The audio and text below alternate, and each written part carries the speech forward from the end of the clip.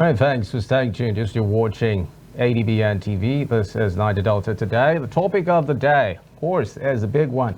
Governor Eno's new era and development hopes. We were treated to a movement from the PDP to the APC over the weekend, and since then, it has been one conversation to the other. What is expected? What is in it for the Akwa Ibom people?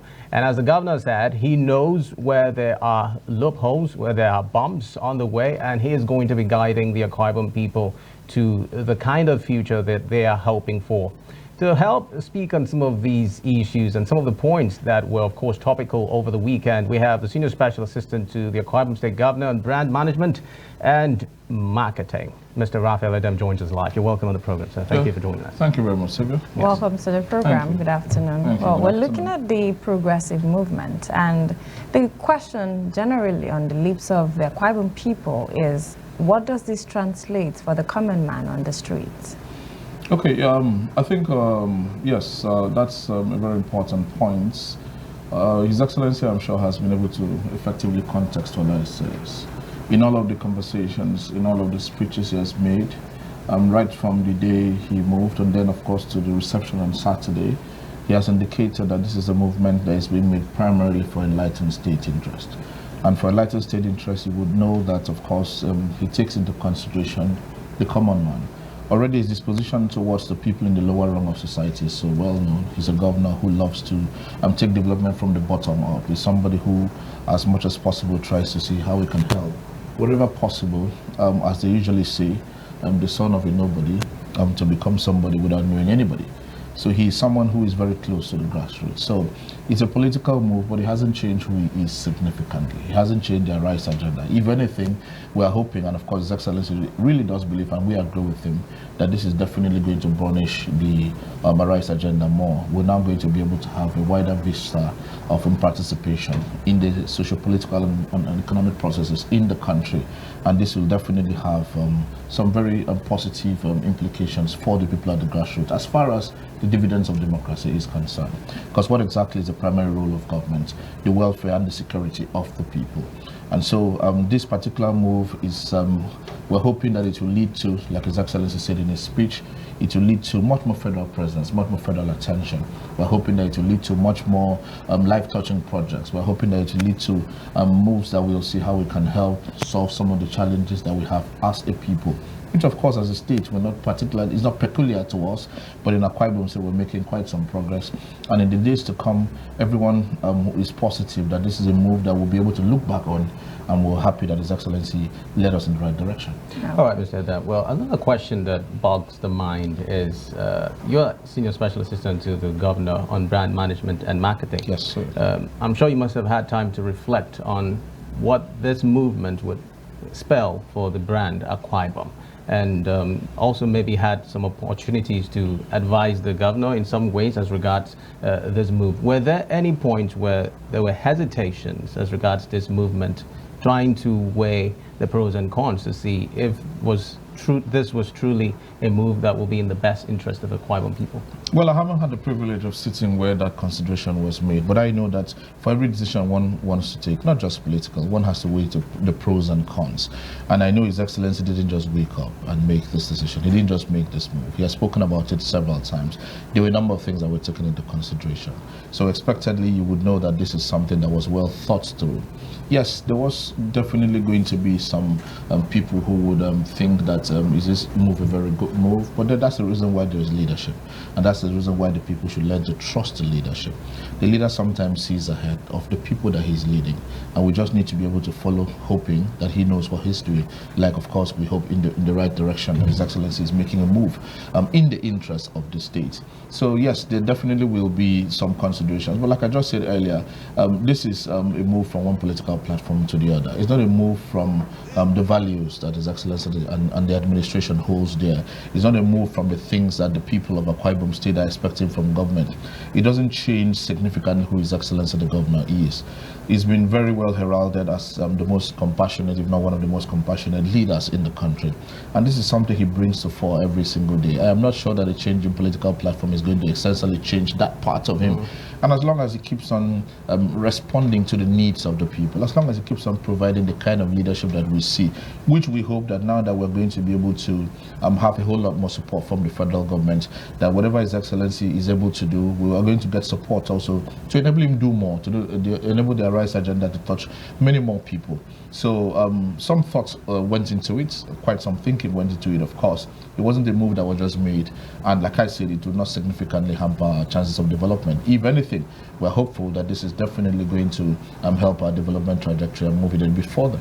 Okay, one aspect has also been concerning the image of the state and the governor. And one aspect has been the resignation of the commissioner for Ibom Deep Seaport. And many persons have brought up the discussion of move with me or resign. And the question is, how does this align with his unity perspective? He's spoken about being a governor that embraces all, the governor that has no demarcation of whether it's a political party or an ethnic coloration.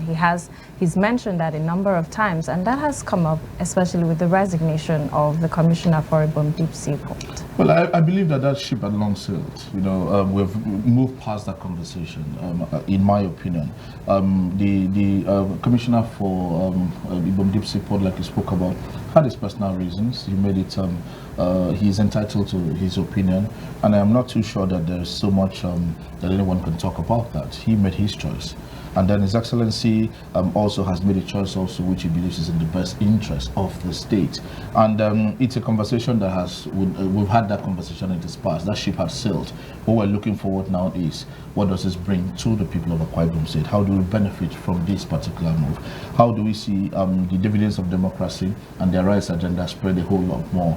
How much more impetus is this going to add to the development drive of Akwa Ibom State? How many more people are going to be lifted out of the poverty line? How many more people are going to get employment? How many more people are going to have better chances at improving their lives? That is what the conversation is at the moment. You know, the issues that have happened with politics had come and they had gone, and there will definitely always be those issues coming up in conversation. But the truth is, for the majority of the people, we're only going to be able to look at what is in this for the people of Akwa Ibom. What are the positives that we can take from it? What is in this for the Akwa Ibom people? One question is Ibom Deep Seaport. Oh, sure. And then with the progressive movement, what is the level of collaboration like? We've had the discussion from Ibaka and then the Ibom Deep Seaport. What is in it for the people, and what is the plan of the level of collaboration? What is on the ground at His the Excellency moment? has spoken about this, and I followed that, the progress of this conversation for a number of years over the previous administrations that have tried to see how we can actualize this. It's a no-brainer. Everyone knows how much of an economic jumpstart a deep seaport would do for the people of Akwa Ibom State and for the people in this region. As a matter of fact, even for the entire Gulf of Guinea. The location, everyone knows, is also one of the best, if not the best location for a deep seaport. A natural draft that doesn't need any dredging and all of the things. But the truth is, like His Excellency has said, and like previous administrations have also acknowledged, this is not a project that the state government can embark on its own. The sheer scope of the project, the sheer size of resources that is required, and both financial resources, manpower resources, collaboration that is required, it is something that requires the federal government coming in. And His Excellency spoke very eloquently and very clearly to the fact that this is something that we are very hopeful that the federal government would be able to work with Akwa Ibom State, support Akwa Ibom State, so that this particular dream is realized. You know, everyone talks about the three gateways of development. Land, we have some of the best road networks in this country. Air, we have an airport, which is actually doing very well, and an airline, which is one of the best flying in the country. The development of the blue economy, the development, of course, of the marine sector of transportation, which His Excellency is trying to do in Oron with the collaboration with the Navy and ensuring that the pride of place of Oron is brought back. But the deep seaport thing is something that the state government cannot embark on. I'm not too sure any state government can embark on it alone. So it is a cardinal move. His Excellency mentioned it in his speech, and we are hopeful that we're going to see quite a lot of progress as this new collaboration leads, so that in our lifetimes, not just in our lifetimes, in the lifetime of this administration, we can eventually have a thriving and a budding deep seaport, which will definitely be a game changer for the economy of Akwa Ibom State, will definitely be a game changer for the people of Akwa Ibom State, because the number of direct and indirect jobs that can create alone will take a whole lot more difference, a whole lot more meaning, and it will mean a whole lot more for our socioeconomic status. All right. Well, since you're talking the Ibom Deep Sea Port, we know that, of course, that is like a primary message that the governor had, which he used to give an explanation to the Akwa Ibom people why this move was necessary. And he even mentioned it in his speech. But then we're wondering, the representative of the president during his speech, was there mention of the fact that the federal government would be looking into supporting the state towards ensuring that that dream becomes a reality?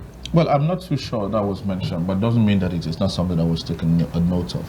His Excellency has made this request repeatedly. Even when he led Akwa Ibom elders, Akwa Ibom stakeholders to meet the president a few months ago across party lines, as it were at the time, he also made this presentation. It was one of the requests that he was made to the president. And it is not a secret that it is something that the average Akwa Ibom person has been yearning for a very long time, especially when there are factors that seem to indicate that it's a no-brainer. You know, there's quite a whole lot of business that actually goes on in the eastern part of this country. The east appears to be, to a large extent, the easterners are brothers from the east, do quite a lot of business. And a lot of them bring in goods from Lagos Seaport, from Apapa and the Tin Can Port. And then they have to now transport these goods by road all the way down here to the south, down here to the east. For a deep sea port to be located at Ibaka, it would, like I said, change the dynamics of the economy of the entire Gulf of Guinea, because to serve not just Akwa Ibom State. And there's quite a whole lot that definitely will come as a result of that. I'm very sure that the federal government is not against the creation of jobs. I'm very sure that the federal government is not against the decongestion of the port in Lagos. I'm very sure that the federal government is not against creating more vistas where the sheer humongous resources of our maritime sector can be explored. So yes, like you said, the mention may not have been made of it. That wasn't the meat of the event, and but I'm very sure that this is something that His Excellency the Governor is going to pursue very aggressively, and we're hopeful that we're going to get the support of the federal government so that this can be actualized, hopefully, by the grace of God, within the lifespan of the current administration. Okay, the governor's had a good working relationship with the president, the Senate president, and a number of other political persons in the country. And the question is, why move to the All Progressives Congress? Isn't there a possibility of gathering these resources, gathering some of the benefits or infrastructural development for the state, even without a movement to the All Progressives Congress? I'll repeat what I said earlier, that ship had long sailed. His Excellency the Governor has properly contextualized the reasons for the move, which he said is in enlightened state interest. So that's not a conversation we should have anymore, because definitely it is not going to change the fact that this has happened. However, we're looking forward to a time where we'll be able to look back at this move and say that it was a strategic move. We say that it was a move that was determined, that was deemed to be good for the interest of the people of Akwa Ibom State. You know, as far as politics is concerned, there are definitely people who have different opinions, and that's the beauty of democracy. There are people who have different opinions as to how something should be done. But in this case, His Excellency the Governor is the leader of the state, and then of course he decided to take a move which he believes will be in the best interest of the state. And a good number of us have decided that we are going to align with this particular move and follow him, and then hopefully, by the grace of God, this is something that, as a state, like the Vice President said in his speech, that we're not going to have any regrets whatsoever. All right, well, let's talk about brand management and marketing, which of course directly involves you. What has been some of the activities that you have been involved in so far when you talk about brand management in Akwa Ibom State? How is that coming through? Okay, just a few days ago, you know, there are a number of people who come into the States for quite a lot of work. For different conferences, for different experiences. There are people who come in here for tourism purposes.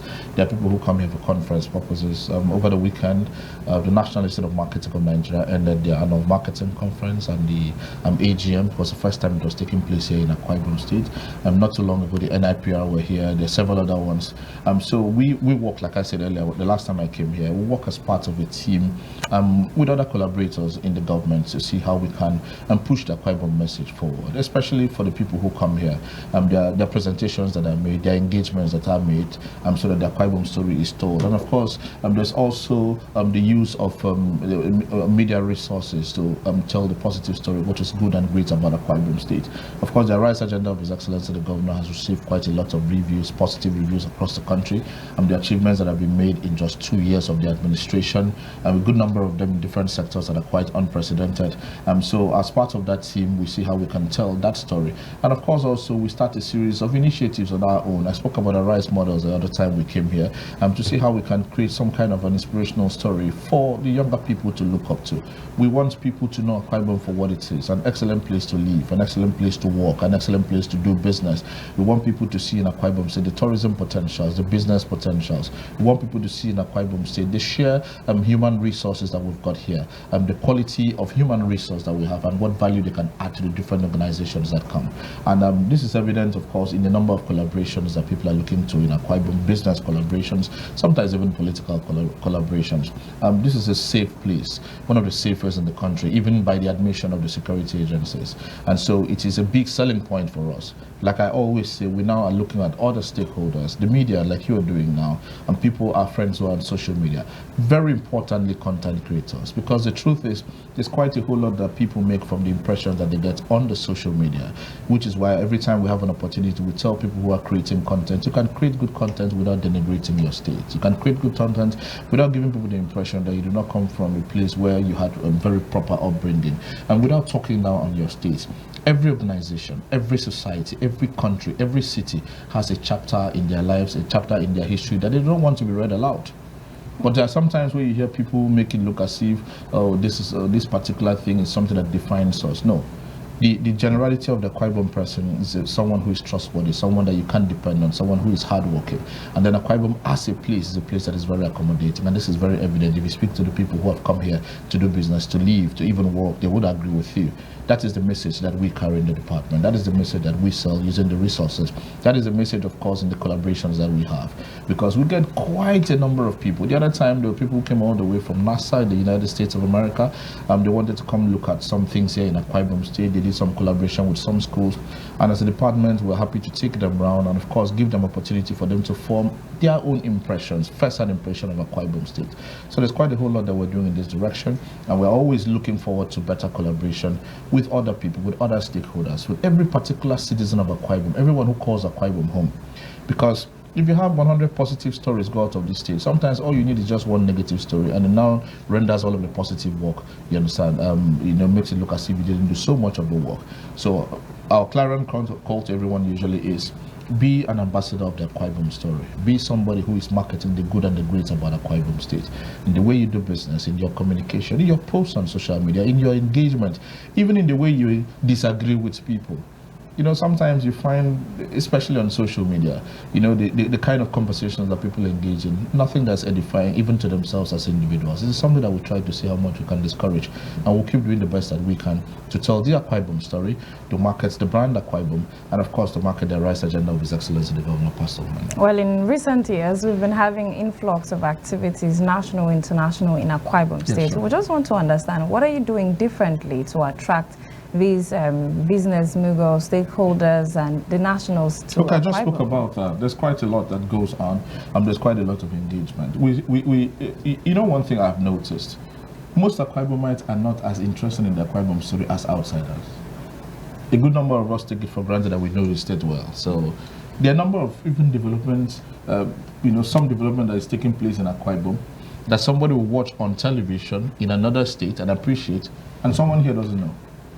I've had the opportunity of driving with some people on a long stretch of road which was constructed by the state government dwellers. That gentleman lives and works in Akwa Ibom. And that road had been done a few years ago. Oh, you didn't know it existed. So there's quite a lot of interest from people outside the state in what is going on in the states. So they follow what they hear on the media, they follow what they see on social media. They follow, very importantly, the lived experience of people who have visited here.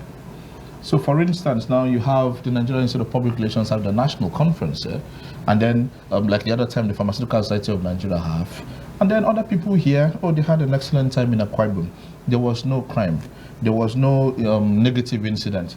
Everything went very well. It's a beautiful place. They love the people, they love the ambience, they love the food. The next time, they're talking about when next we'll have our own conference, we want to go to Akwa Ibom.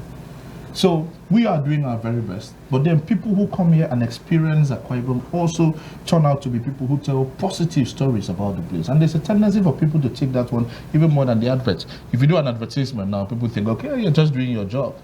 But then if Savior visits a certain place and comes back and tells you his personal experience of that place, you're more likely to believe him. which is why we always say, let all of us be people who are bearers of this particular story. So what are we doing differently? We're aggressively engaging. We're aggressively pushing the Akwa Ibom story out. Social media appears to be one of the biggest platforms now, so we're making the best use of that. And like I said, it's not something that our department is doing alone. There's collaboration with other agencies of government. There's collaboration with other information management agencies of government, so that the Akwa Ibom story, the positive Akwa Ibom story, is what keeps dominating the discourse and is what keeps attracting people to come here. Right. There are also conference facilities that are planned. You know, His Excellency, of course, that was going to be my next line of question. Yes. As we begin to wind down the program. Yes. The conference center is in the works, and Yes. we're wondering what is going to be the attendant IGI effect on Akwa Ibom State when it eventually comes up. Humongous. It's something that you can already imagine. You know, I am not too sure we have a venue in this state that can seat 5,000 people, and that means that, for instance, an event like the National Conference of the Nigerian Bar Association, you know, it will be a bit difficult to bring it here. And when they come here, if you have 5,000 people or more get into a state, even if it is for 3-4 days, the multiplier effect of that on the economic sector, in the hospitality industry, in the travel industry, in the tourism industry, in the food industry, in so very many other affiliated industries, is something that you can just imagine, the sheer size of it. So the conference center is going to amplify Akwa Ibom's role as an investment, an event, and a tourism destination. Because what are people looking for? The facilities. First off, once the place is peaceful, there is access, the facilities are there, the people are willing, the world is your oyster. So I think we haven't seen anything yet. What we've seen here is just a microcosm of what we hope to see by the time the conference center here, the Tropicana Center, is open, which His Excellency is working aggressively on, and even the Arise Resort at along Brook Street, the former Gully Erosion place, which is being turned into a masterpiece of a resort. And by the time it's completed, I'm sure it's definitely going to up the ante of the people who want to visit Akwa Ibom State. All right, it's 2 years into the administration and 2 more years to go, and you're saying we've not seen anything. We're hoping that in the next 2 years we'll be seeing more, and the Akwa Ibom people will be better. 6 years to go, as a matter of fact. Okay, Oh. well, we'll decide that in 2027. Thank you very much, Senior Special Assistant to Akwa Ibom State Governor on Brand Management and Marketing, Mr. Raphael Edem. Thank you for coming on the program. Thank you for your insights on the program. Thank you very much. We'll take a breather. When we return, we'll turn our sides on Rivers State and the budgetary allocation provisions currently in that state. What does this spell for Fubara administration returning? Stay tuned for that one.